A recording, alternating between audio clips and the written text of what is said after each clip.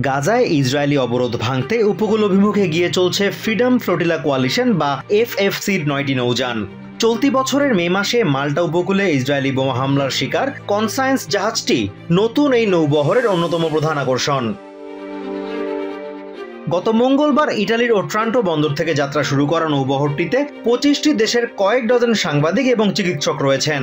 জাহাজের ক্রু সহ ৯৬ জন যাত্রীর এই বহরে বেশ কয়েকজন সংগঠকও রয়েছেন। গ্লোবাল সুমুদ ফ্লোটিলায় ইসরায়েলি বাহিনীর অবৈধ অভিযানের মধ্যেও ফ্রি ফ্রি প্যালেস্টাইন স্লোগানে এগিয়ে চলছে এফএফসির নৌবহর। And the Freedom Flotilla Coalition conscience vessel sailing together to break the siege. Free, free Palestine. দখলদার বাহিনী গাজা উপত্যকায় চতুর্মুখী অবরোধ আরোপ করে রেখেছে, যার মধ্যে বিদেশি সাংবাদিকদের প্রবেশে নিষেধাজ্ঞাও রয়েছে। এজন্য মিডিয়া অবরোধ ভাঙার উপর জোর দিচ্ছে নতুন এই ফ্লোটিলা। এই ফ্লোটিলায় অংশ নিয়ে বাংলাদেশি অধিকার কর্মী শহীদুল আলম জানান, গাজার সাধারণ নারী, পুরুষ এবং শিশুদের পাশাপাশি নিহত সাংবাদিক এবং চিকিৎসক হত্যাকাণ্ডের প্রতিবাদে অবরোধ ভাঙতে যাত্রা করছেন তারা। তিনি বলেন, গাজায় গণহত্যা প্রতিরোধে বিশ্ব নেতাদের নিষ্ক্রিয়তা এবং ভণ্ডামির কারণে এবার সাধারণ মানুষ নিজেরাই পদক্ষেপ নেওয়ার সিদ্ধান্ত নিয়েছে।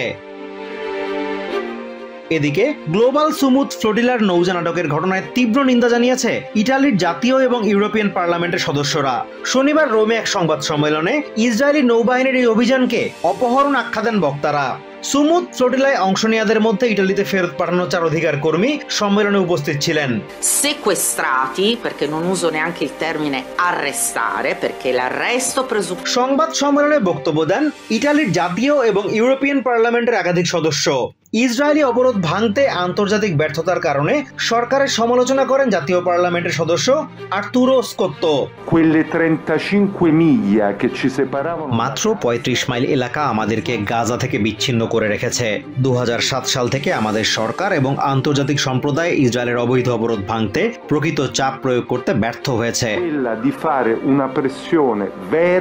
এ সময় ইটালির ইউরোপিয়ান পার্লামেন্টের সদস্য বেনদেত তাস্কুদেরি বলেন, ফ্লোটিলা একটি শক্তি যা মানুষকে আবারও আন্দোলনে উৎসাহিত করবে।